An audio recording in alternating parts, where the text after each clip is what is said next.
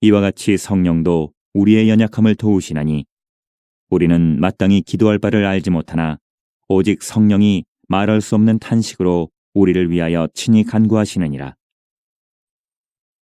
마음을 살피시는 이가 성령의 생각을 아시나니 이는 성령이 하나님의 뜻대로 성도를 위하여 간구하심이니라.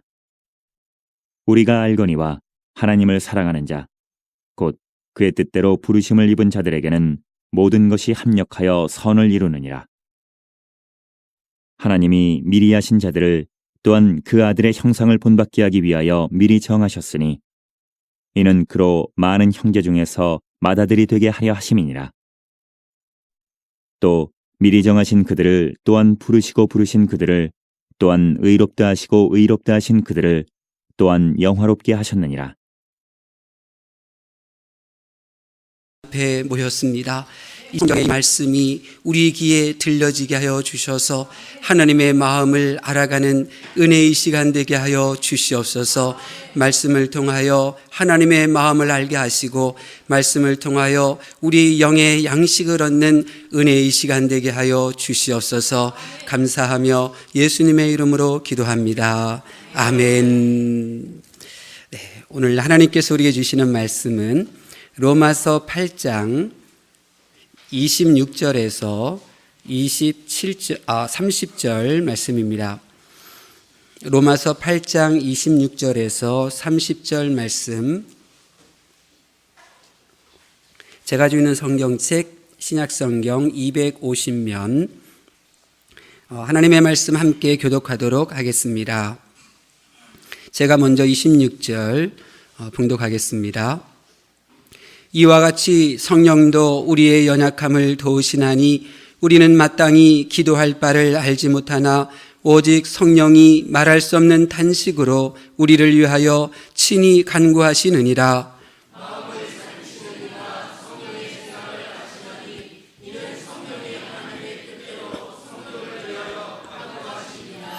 우리가 알거니와 하나님을 사랑하는 자 곧 그의 뜻대로 부르심을 입은 자들에게는 모든 것이 합력하여 선을 이루느니라.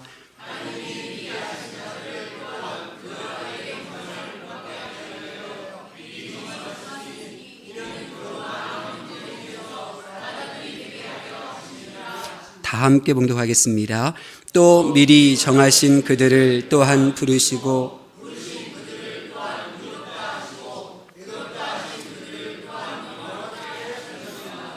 아멘. 하나님을 믿는다고 하는 것은 중심이 이동한다는 것을 의미합니다. 하나님을 잘 믿는다고 하는 것은 나의 삶의 이 중심이 이제 하나님께로 이제 이동한다는 것을 의미하죠. 세상에 나의 중심이 있던 내가 이제 하늘 보좌를 향하여 중심이 이제 움직이죠. 이것이 바로 믿음이 자라는 것입니다. 사람만 바라보던 내가 이 불꽃 같은 눈동자로 나를 지금 지켜보시는 하나님의 그 눈길을 의식하기 시작하는 것. 그러니까 나의 이 시선의 중심이 사람이 아니라 하나님의 이 눈동자로 옮겨가는 것. 물질이 이전에는 나를 움직였지만 이제는 말씀이 나를 움직이고 내 생각이 그렇게 안개와 같이 사라질 일들이 나를 현혹하고 나를 끌어당겼으나 이제 영원한 가치, 정말 이게 가치 있는 일인가? 그 가치가 나를 끌어당기고 그 가치로 움직이는 그러한 삶. 이것이 바로 하나님을 믿는다는 것입니다. 오늘은 우리가 스승의 주일로 지키는데요. 누가 우리의 스승이냐? 지식을 전해주는 분이 아니에요. 스승은 내 삶의 중심을 이렇게 옮기도록 나를 도와주고 나를 기다려주고 또 인내해주고 또 가르쳐주는 분, 그분이 바로 스승이에요. 특별히 교회 학교 선생님들은 지금 이런 가치 있는 일을 지금 하고 계신 거예요. 단순히 한 주 한 주 아이들에게 간식 주고 아이들에게 또 재미있게 해주고 아이들에게 또 선물 주고 이렇게 해서 또 다음 주에 교회 오도록 하는 일을 지금 교사가 하는 것이 아니라 그들의 인생의 중심이 이 세상 자기 자신이 아니라 하나님을 향하도록 하나님께 움직이도록 그렇게 그들에게 도전을 주고 그들을 하나님께로 끌어당기는 일을 하는 것이 바로 교회 학교 선생님인 것입니다. 우리 하나님께서 이 귀한 가치 있는 일을 하고 계시는 우리 교회학교 선생님 한 분 한 분마다 하나님께서 그분들의 인생을 빛나도록 하나님께서 도와주실 줄로 믿습니다. 오늘 이제 징검다리 연휴를 앞두고 많은 분들이 이제 이렇게 삶의 자리를 떠나고 이제 놀러 가고 했는데 오늘 이렇게 여러분들의 얼굴을 교회에서 뵙게 되어 얼마나 감사한지 모릅니다. 우리가 지금 성경 전체를 꿰뚫는 이제 주제 몇 가지를 우리 함께 나누고 있잖아요. 그러니까 성경책은 나를 비추는 거울과 같고 또 성경책을 읽으면 내가 얼마나 속물인지 내가 얼마나 하찮은 존재인지를 증명해내는 검사와 같은 그런 말씀들도 만나게 되는데요. 저는 지금 여러분에게 몇 가지 성경을 꿰뚫는 주제에 대해서 말씀을 나누고 있어요. 예를 들어 이 우리나라 조선 왕 뒤에는 병풍이 있는데 병풍 뒤에 그림이 있잖아요. 해와 달이 떠져 있고 이제 봉우리가 이제 5개 있잖아요. 1월 오봉도 이제 이렇게 이야기하는데 성경도 이 봉우리가 있어요. 이 봉우리 위에 딱 서면 이 교회 생활의 지혜가 이제 생기는 거예요. 인생이 보이고요. 우리 이 처음과 끝이 보이기 시작하는 거예요. 그러니까 완전히 육에 머무지만 내가 정말 하늘에 거한 것과 같은 그런 자유함과 풍성함을 누릴 수가 있고요. 나의 인생의 방향을 안내주는 이제 내비게이션을 확보한 것과 같아서 그 길을 걸어가면서도 방향을 잃지 않게 되고 그 길을 걸어가면서도 즐겁고 결국 그 목적지에 도달하게 하는 이 커다란 주제를 우리가 지금 함께 나누고 있는 것입니다. 첫 번째 봉우리, 첫 번째 주제는 창조전에 우리를 향한 하나님의 계획이 있다고 말씀을 드렸어요. 해와 달과 별이 창조되기도 전에 하나님께서 이 흙으로 지음받은 사람들을 향한 계획이 있었는데 그 계획이 뭐냐? 하나님 앞에 거룩하고 흠이 없는 존재로 서게 하시겠다는 거예요. 거룩하고 흠이 없는 존재는 하나님밖에 없는데 이 계획이 뭐예요? 우리를 하나님의 자녀로 삼으시겠다는 거예요. 그래서 주님이 이 세상에 오셔서 십자가를 지심으로 저와 여러분을 하나님의 자녀 삼으신 거죠. 그러니까 예배드리는 우리들은 이 감격, 나 같은 자를 하나님의 자녀, 그 전등하신 창조주의 이 신의 반열에 올려놓으신 그 감격, 그 기쁨을 가지고 살아가고 하나님께 예배드리는 것, 그것이 바로 우리 예배자의 모습인 거예요. 두 번째는 인간 창조 속에 나타난 하나님의 계획에 대해서 말씀드렸어요. 창조할 때, 사람을 창조할 때 하나님이 품으신 계획이 뭐냐? 하나님의 형상대로 사람을 지으셨어요. 무슨 말이에요? 사람을 유일하게 하나님이 어떤 분이신지를 보여줄 수 있는 존재로 사람을 창조하셨다는 거예요. 하나님을 이 세상에 보여줄 수 있는 유일한 존재가 바로 우리 사람들이에요. 아주 특별한 존재이죠. 우리의 이러한 이 자존감, 이것을 하나님께서 이 말씀을 통해서 우리에게 주셔요. 그래서 사람이 나를 무시하거나 세상이 나를 알아주지 않아도 나는 하나님의 형상대로 지음받은 이 거룩한 자존감으로 인하여 그렇게 위축되지도 않고 또 상처받지도 않고 우리는 그렇게 살아갈 수가 있는 거죠. 하나님을 보여주면서 말이에요. 세 번째는 아브라함을 부르신 하나님의 계획에 대해서 말씀을 드렸어요. 아브라함을 부르신 하나님의 계획이 뭐냐? 이 지구 곳곳에 하나님의 나라를 세우기 위한 거였어요. 사람이 만든 나라에서 잘 먹고 잘 살던 아브라함을 부르시듯 저와 여러분을 이 제약된 세상에서 부르셨어요. 아브라함을 하나님이 다스리시는 가나안 땅으로 이끄시듯 저와 여러분을 이제 사람이 나의 왕이 되지도 않고 내 자신이 나의 왕이 되지도 않고 이제 오직 말씀이신 하나님이 나의 왕이 되시는 이 교회에서 하나님을 섬기게 되는 거예요. 그래서 하나님께서 이렇게 이 지구 구석구석을 민족에게 이 복음을 전하여 그곳에 하나님의 나라를 세우라고 저와 여러분을 부르신 거예요.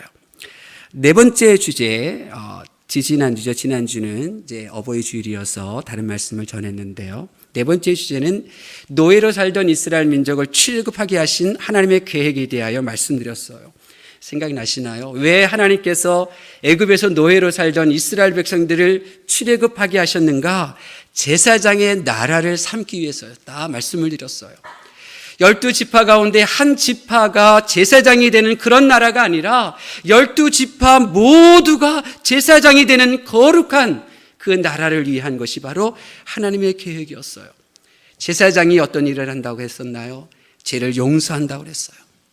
그 사람의 죄에 대해서 지적하고 비난하는 것이 아니라 그 사람의 죄를 내 죄인 양 가져와 하나님 앞에 용서해달라고 기도하는 것이 제사장이 하는 일이라고 말씀드렸어요. 제사장은 백성들을 축복하는 사람이라고 말씀을 드렸어요. 그렇습니다. 하나님께서 이 죄의 노예로 살던 저와 여러분을 이제 거룩한 제사장으로 다 부르셨어요. 목사인 나만 제사장이 아니에요. 여러분 모두 제사장이에요. 여러분들이 그 죄를 하나님 앞에 용서를 구해야 하며 다른 이의 허물과 죄악을 내 죄인 양 회개 기도해야 하며 그들을 축복하고 도와주는 삶을 살아야 돼요. 그것이 바로 제사장의 나라인 거예요. 오늘은 성령을 보내신 하나님의 의도에 대하여 함께 말씀 나누기를 원해요. 예수님께서는 제자들에게 이렇게 말씀하셨어요. 요한복음 16장 7절에 보면 내가 너희를 떠나는 것이 유익이다. 왜냐하면 내가 너희를 떠나지 아니하면 보혜사가 너희에게 오시지 않기 때문이야. 그렇게 말씀하셨어요. 또 우리가 읽었던 교동문에도 보면 그 성령님이 오셔서 우리를 가르치시고 우리로 하여금 생각나게 하시잖아요. 그러니까 성령님은 우리에게 너무너무나 필요하신 분이에요. 오늘은 특별히 성령 강림주일인데요. 성도는 한 분도 예외 없이 성령을 받으셔야 돼요. 어린아이도 성령을 받는 것이 하나님의 뜻이에요. 노년에 이르러도 성령님 받는 것이 하나님의 뜻이에요. 그렇기 때문에 우리는 성령으로 충만하신 성령 안에서 행하셔야 돼요. 성령 없이 이 제약된 세상에서 믿음을 지켜낸다는 것, 이거 불가능한 거예요. 영원한 하늘나라 상급을 바라보며 헌신한다는 것, 성령 없이는 불가능한 거예요. 오늘 이 예배 드리는 여러분, 이 좋은 날, 부모님 때문에 내가 여기 앉아있네, 이런 것이 아니라 성령님을 사모하면서 예배를 드리는 여러분들이 되실 수 있기를 바랍니다. 성령을 사모하면 성령님께서 여러분에게 오셔요. 여러분에게 찾아오셔요. 성령님을 매 순간순간 사모하셔서 영원히 우리와 함께 하신다는 주님의 약속의 말씀을 여러분들이 누리셔서 에녹과 같은 그런 신앙생활 하시기를 예수님의 이름으로 축원합니다. 자, 오늘 본문에는 성령님을 우리에게 보내신 하나님의 의도가 있는데 그 의도가 무엇인지를 보여주고 있어요. 성령님을 보내신 하나님의 의도를 알려면 먼저 우리가 말씀을 조금 살펴보셔야 되는데요. 성령님이 오셔서 하시는 사역이 있어요. 우리 26절 말씀 다시 한번 봉독할까요? 26절 말씀 시작. 이와 같이 성령도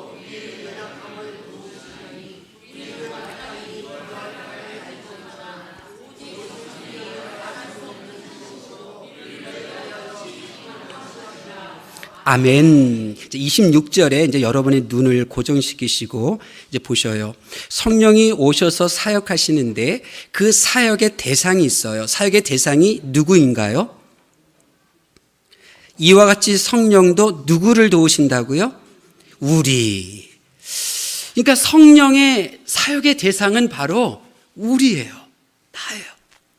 우리가 예수님께서 하나님의 아들이시고 그리스도이심을 믿게 될 때 성령이 우리에게 임하여 우리를 거듭나게 하셔요.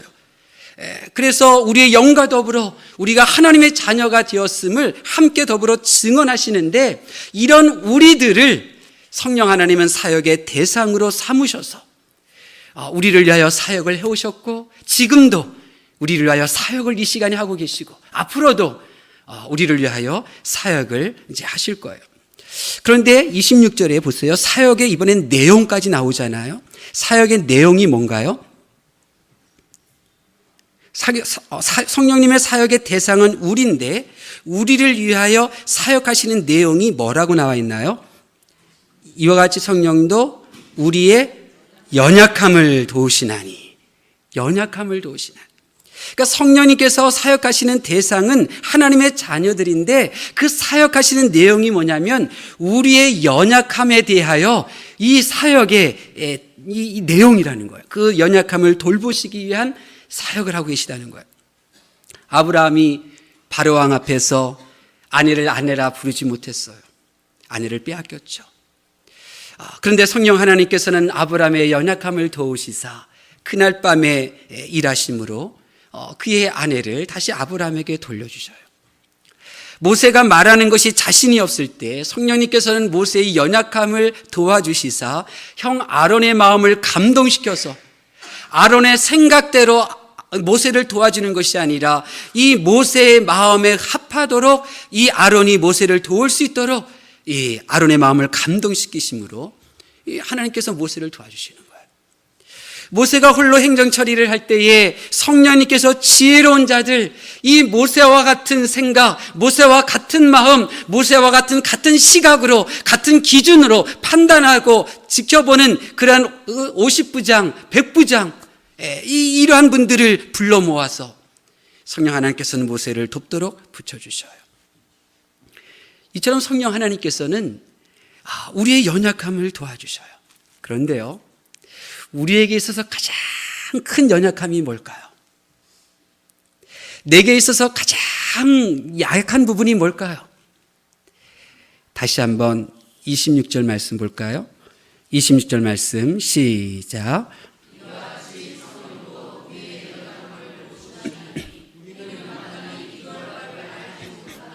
오직 성령이 말할 수 없는 탄식으로 우리를 위하여 친히 간구하시느니라. 아멘.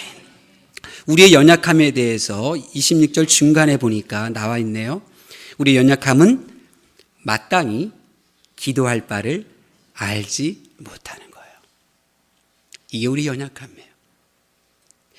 우리는 내가 연약하다고 생각해요. 나는 노래도 못해요. 난 연약해요. 나는 기억도 잘 못해요.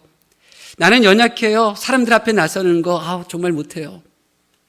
우리는 우리의 연약함에 대해서 너무 잘 알고 있다고 생각했어요. 그런데 성령님께서는 우리의 연약함에 대해서 이렇게 말씀하시는 거예요. 마땅히 기도할 바를 알지 못하는 것. 기도할 내용은 기도하지 않고 기도하지 않아도 되는 것을 기도하는 연약함, 아니 아예 기도하지 않은 그 연약함. 기도를 함에 있어서 중요한 것은 기도의 방법이나 기도의 양이 아니라 기도의 내용이에요. 얼마나 기도하느냐보다 얼마나 효과적으로 응답받았느냐보다 어떤 내용으로 내가 기도해야 할 그 내용으로 기도했느냐가 더 중요한 거예요. 이렇게 기도할 것을 기도하지 못하는 우리의 연약함을 위하여 성령께서 도와주시는 사역의 방법이 26절 하반절에 나와 있잖아요. 오직 성령이 말할 수 없는 탄식으로 우리를 위하여 친히 간구하시느니라. 성령 하나님께서 우리의 연약함을 도우시기 위한 사역의 방법은 바로 기도예요. 우리가 하나님께 기도하는 것 같이 성령 하나님도 우리를 위하여 간구하셔요. 근데 간구하시는데 말할 수 없는 탄식으로 기도하셔요. 탄식은 신음소리를 말해요. 우리가 몸이 아프면 아프다, 아프네, 이렇게 말해요. 머리가 아프다고. 그런데 더 아프면 이제 끙끙 앓아요. 신음소리만 내잖아요. 우리가 기도해야 할 때 기도하지 않으면 우리 안에 계시는 성령 하나님께서 신음소리를 내며 기도하시는 거예요. 내가 기도하지 않아도 되는 것을 위하여 기도하면 내 안에 계시는 성령 하나님께서는 고통스러워하시며 대신 기도하시는 거예요.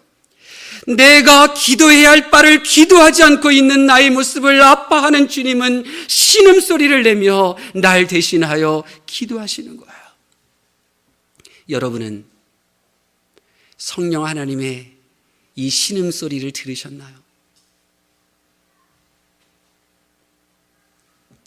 날 위하여 내가 마땅히 기도해야 할 바를 기도하지 못하는 나를 아파하며 기도하시는 그 성령님의 그 신음소리를 여러분 들어보셨나요? 교회 생활하는 거는요, 우리가 그 하나님의 마음을 알고요, 그 하나님의 심정을 이제 공감해 나가는 거예요. 정말 성령님께서 날 위하여 탄식하며 기도하시는 음성 한번 듣지 못하는 게 무슨 신앙이네요. 무슨 그리스도인이에요. 지금껏 목회하면서도 성령님이 날 위하여 탄식하며 기도하는 신음소리 들어보지 못하도록 성도들을 양육한 목사가 무슨 목사예요? 성령 하나님께서는 왜 우리를 위하여 이렇게 사역을 하시는 걸까? 사역하시는 이유가 27절 말씀에 나와 있어요. 우리 27절 말씀 볼까요? 27절 말씀 봉독합니다. 시작. 마음을 살피시는 이가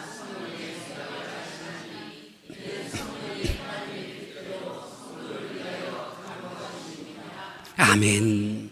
왜 성령 하나님께서 고통스러워하시며 신음소리를 내며 우리를 위하여 기도하시는가? 그것은 우리가 기도할 때 하나님의 뜻대로 기도하지 않기 때문이에요. 그 뜻을 이루기 위한 기도를 멈추고 있을 때 우리 안에 계시는 성령 하나님께서 아파하며 기도하시는 거예요. 하나님의 뜻을 이루기 위한 기도보다는 내 뜻을 위하여 기도할 때 우리 안에 계시는 성령님이 신음소리를 내며 아파하며 기도하시는 거예요. 예수님께서 이 세상에 오셔서 우리를 위하여 사역을 하신 이유는 하나님의 뜻을 이루기 위해서예요. 요한복음 6장 38절에 내가 하늘에서 내려온 것은 내 뜻을 행하려 함이 아니요 나를 보내신 이의 뜻을 행하려 함이라. 성령 하나님께서 이 땅에 오셔서 우리를 위하여 사역하시는 이유도 하나님의 뜻을 이루기 위해서예요. 그래서 바울 사도는 이렇게 고백하잖아요. 우리 28절 말씀 볼까요? 28절 말씀 시작.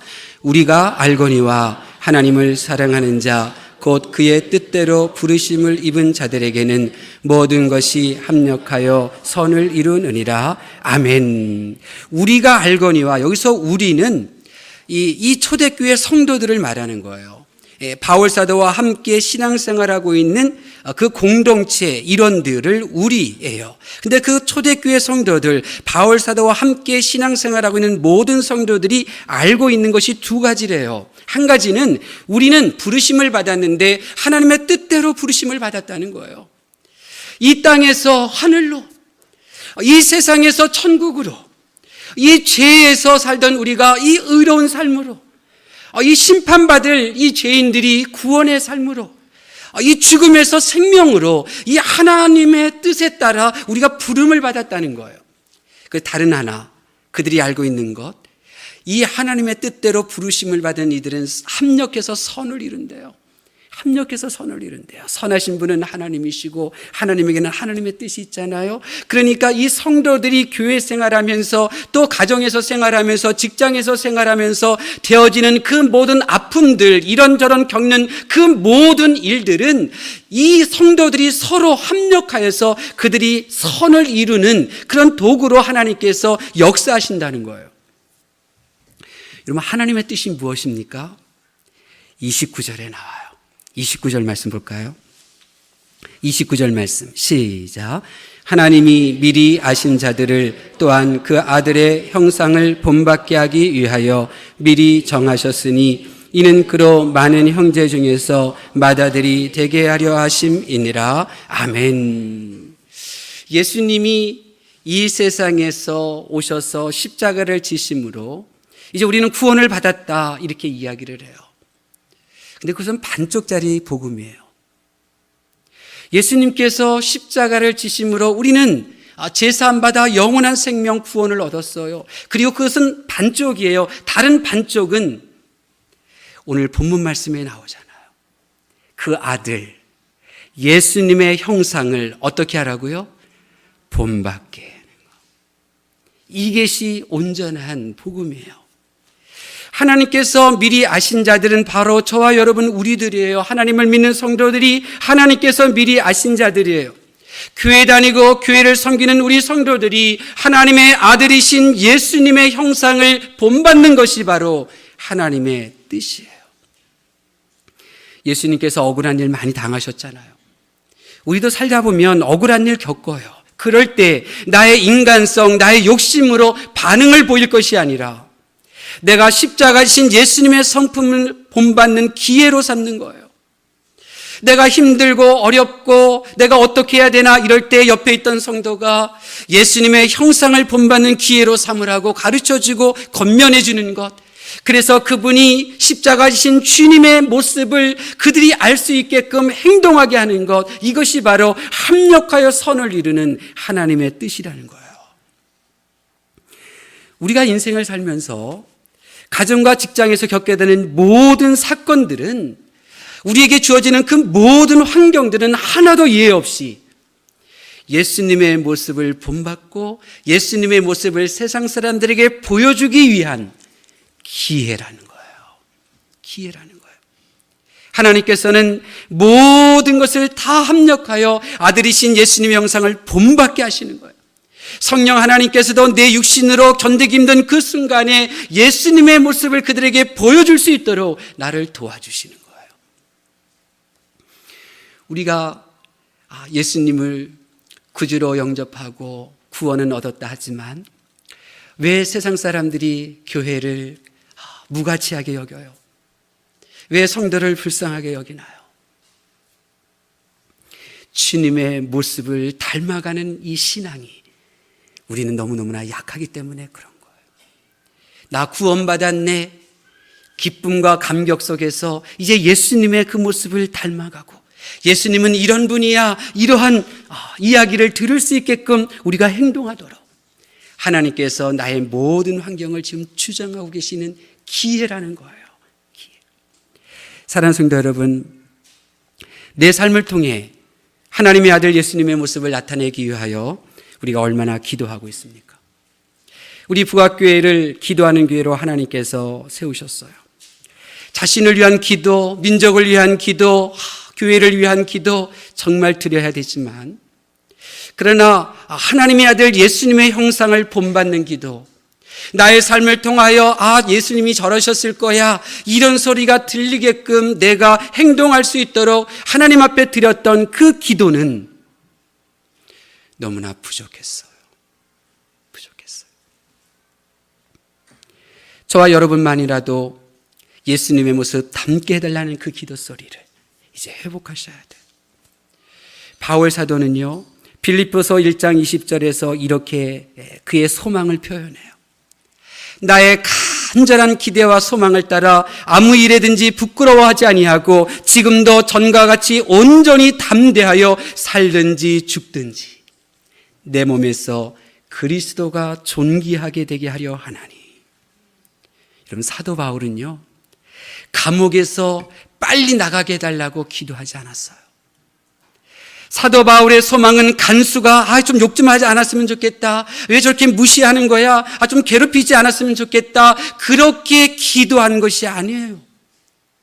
사도 바울의 간절한 기대와 소망은 어떤 일에든지 부끄러워하지 아니하고 지금도 전과 같이 담대하여 살든지 죽든지 내 몸에서 그리스도가 존귀하게 되는 거였어요.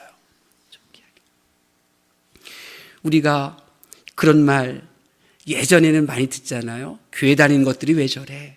교회 다니는 것들이 왜 저래? 근데 지금은요, 교회 다니니까 저렇지 뭐, 이렇게 문화가 바뀌어졌어요. 교회 다니니까 저렇게 욕심이 많지 뭐. 그런데 지금 바울 사도는 자기의 모습을 통하여, 자기의 반응, 자기의 삶의 모습을 통하여, 예수님이 참, 예수님 믿는 사람이 참 대단하네, 그리스도가 존귀하게 되는 그런 소망을 품고 사는 거예요. 사도 바울은 알고 있었어요. 자기 자신을 향한 하나님의 뜻이 바울이 살아가는 순간순간이 그리스도 예수님의 모습을 드러내야 한다는 것을, 성령 하나님께서는 매번 매순간 그리스도의 삶을, 그리스도의 모습을, 그리스도의 생각을, 그리스도의 마음을 드러내는 삶을 살려고 몸부림치는 이 바울 사도를 풍랑 속에서도 건져주시고 감옥 속에서도 그를 구해주시고 도와주신 거예요. 여러분을 향한 하나님의 뜻은 삶의 순간순간마다 나를 보여주는 것이 아니라, 나는 이런 사람이야, 그것이 아니라 내 안에 나를 구원하고 내 안에 계신 예수님의 모습을 드러내는 거예요. 우리도 매 순간 예수님의 모습을 보여주라고 우리에게 은혜를 주셨고 지금까지 나를 도와주신 줄로 믿습니다. 이제 말씀을 정리해요. 성령 하나님께서 이 땅에 오신 사역이 뭐냐? 우리의 연약함을 돕기 위해서 오셨다고 말씀드렸어요. 우리의 연약함은 우리가 마땅히 기도할 바가 있는데 그 기도를 드리지를 못해요. 우리가 마땅히 기도해야 할 그 기도의 제목은 내가 매 순간마다 예수님의 모습을 드러내는 삶을 살게 해달라는 거예요. 나의 모습을 보면서 예수님이 저러셨을 거야. 예수님은 저랬을 거지. 그렇게 예수님을 생각하게끔 그렇게 사는 거예요. 근데 우리가 이러한 기도를 지금 드리지 못하기 때문에 성령님이 우리를 바라보시며 안타까워하시고 아파하시는 거예요. 그래서 하나님은 성령 하나님을 보내시고 우리를 위하여 계속 기도하심으로 우리를 이제 마땅히 기도해야 할 그 기도를 드리는 사람으로 우리를 가르쳐 주시고 우리를 권면해 주시고 우리에게 예수님의 이 모습을 생각나게 하시는 거예요. 여러분, 그리스도인은 교회 다니는 사람이 아니에요. 그리스도인은 예수님이 어떤 분인지를 보여주는 사람이에요. 그 사람이 그리스도인이에요. 그리스도 예수를 나타내며 사는 삶. 예수님은 이런 분이야 보여주는 삶. 그것이 바로 그리스도인의 삶이에요. 하나님은 내가 예수님은 이런 분이야 이렇게 보여주며 살도록 나에게 성령님을 보내주셨어요. 감히 나 같은 자가 예수님의 모습을 나타내며 보여주며 살 수 있다니, 그렇게 하나님께서 사실도록 나를 택해 주셨다니 이 얼마나 영광스러운 일이에요. 감히 성인들조차 흉내낼 수 없는 나 같은 자가 하나님의 아들은 이런 분입니다 이렇게 보여줄 수 있는 삶을 살도록 나를 불러주시고 성령님을 보내주셨다니 얼마나 감격스러운 일이에요. 비록 십자가 지고 주님 따름이 힘들고 나의 기질을 십자가에 못 박고 예수님의 성품을 드러내는 것이 힘들지만, 그러나 여러분, 내가 예수님을 보여주려고 그렇게 성령 하나님을 의지하며 기도하게 될 때 성령님께서는 도와주실 줄로 믿습니다. 그래서 쉬지 말고 기도하라는 거예요. 기도는 나의 필요를 하나님께 구하는 것, 그것이 기도의 전부가 아니에요. 그럼 내가 필요 없으면 기도 생활은 끝나는 건가요? 아니에요. 우리의 영원한 기도죠. 왜 쉬지 말고 기도하라 하셨느냐? 내가 예수님은 이런 분이야 보여주려고 하다 보니 기도하지 않고는 안 돼요. 쉬지 않고 기도해야 간신히 주님의 모습을 보여줄 수 있어요. 그래서 쉬지 말고 기도하라고 말씀하신 거예요. 이런 우리들에게, 예수님은 이런 분이야 라고 보여줄 수 있는 우리들에게 하나님께서는 놀라운 복을 주셔요. 우리 30절 말씀 볼까요? 30절 말씀 시작. 또 미리